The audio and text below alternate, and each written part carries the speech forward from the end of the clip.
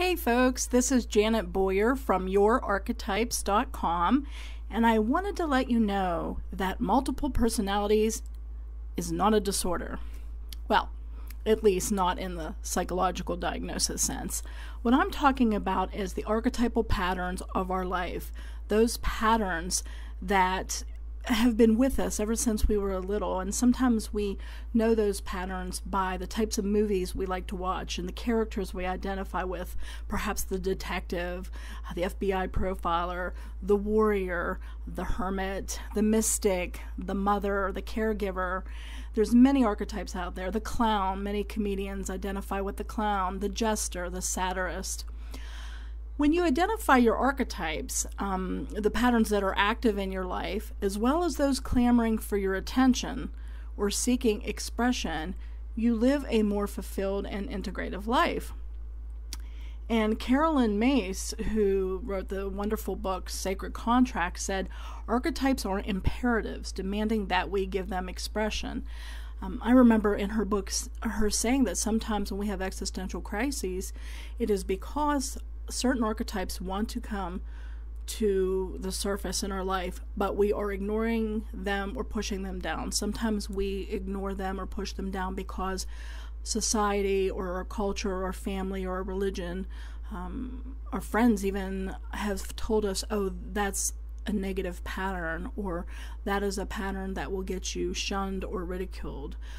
For example, if you have a strong warrior archetype or a judge archetype, and you're a female, or some archetypes that are often associated with the masculine gender, you get called a bitch. And it's a shame. And so some women want to be known as nice girls, pleasant, easy to get along with, and what have you, because they just feel life will be easier, it'll be more conflict-free.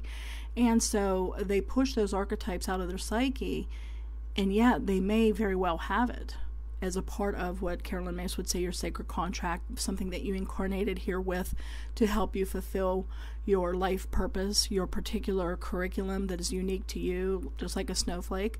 But even if you don't believe in the divine, even if you're an atheist, we still have a set of archetypal patterns that we draw upon that are active in our life, and that we could spot if we actually sat down and examined what characters we're drawn to, what movies we like, what our friends and family members would say, oh, that is so you. Are you the rebel, for example?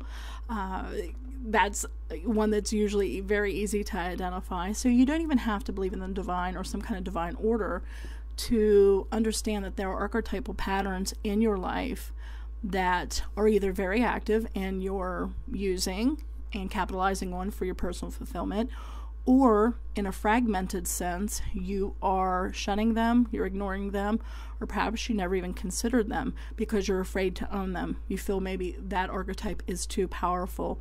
You don't want to own queen. You don't want to own creator. You don't want to own goddess. Maybe because you fear responsibility, or maybe you fear repercussions because you heard, those on pedestals get knocked down. And so there's many reasons why we shun archetypes. Sometimes we may shun what I would consider more soft archetypes or more gentle ones, like a caregiver, a friend, a rescuer even, a martyr, because they've had such a stigma in society that we consider them a form of weakness or something to be disowned, when in fact all archetypes, every single one of them, have a beneficial side to them that can empower us and help us to integrate them and help us to be in more awareness of our life. Because if you have a shadow archetype, that which you push down, almost like, if you're in a swimming pool and you push down a beach ball, the deeper you try to push it, the harder it's going to want to come up and smack you in the face. And the only way to really integrate something like that is to uncover it, bring it to light, and make friends with it.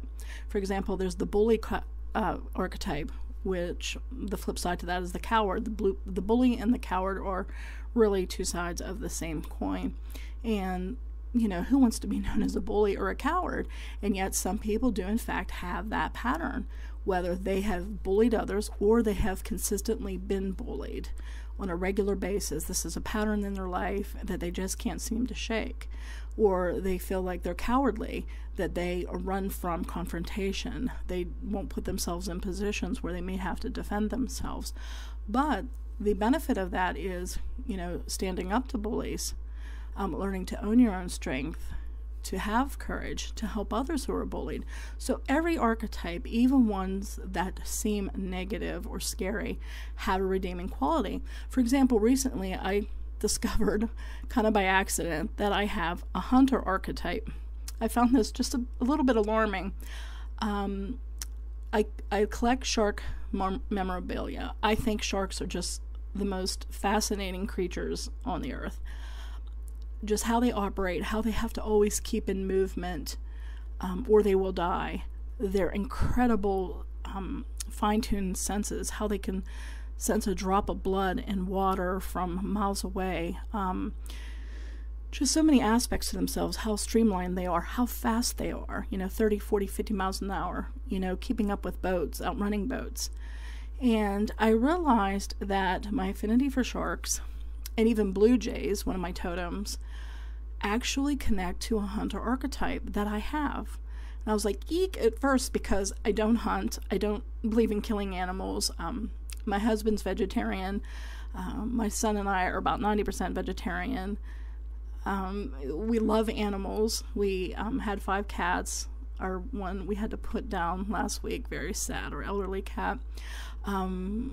We have donated to animal causes. We just adore animals. And so, hunting, at least where I'm from, in rural Pennsylvania, I think of hunting as, get out your gun and my Second Amendment rights. And, I want to go kill, lions and rhinos and elephants and chop off their heads and put them on a wall, which totally sickens us around here. We're so sad when we see big game hunting, and we get more than sad, we get angry, and we just think that is just completely ignorant and awful, and my heart aches with shark fin soup situation.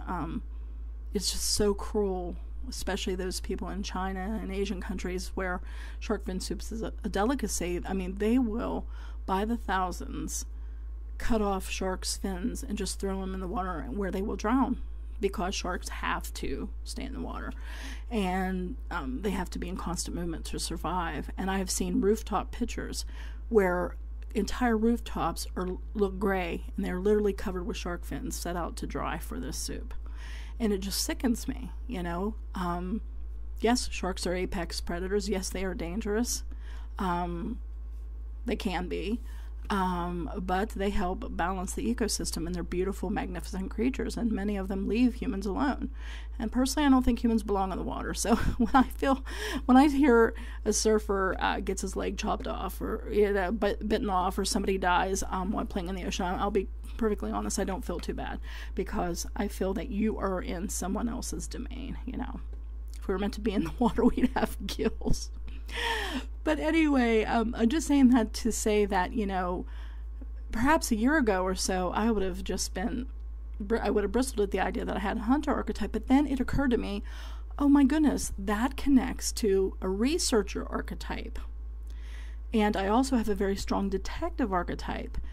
And then the light bulb went off, because sometimes our archetypes, they're different from how they were in more primal senses.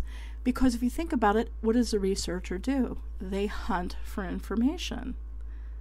And I was like, oh, for crying out loud. I mean, that's one of my biggest skills, is I'm a consummate researcher. And if I don't know the answer to something, by God, I will find it. Plus, I'm a quadruple Scorpio. So, there's that. But same with the detective archetype, which I've always, been fascinated by, detectives. I had all the works of Agatha Christie read by the time I graduated high school. And, I'm just completely fascinated. My dad was a cop, and I was actually thinking about going to school to be an FBI profiler, criminology, or even a lawyer. But I detoured and actually majored in theology and became a pastor. But that is in the past and a long story.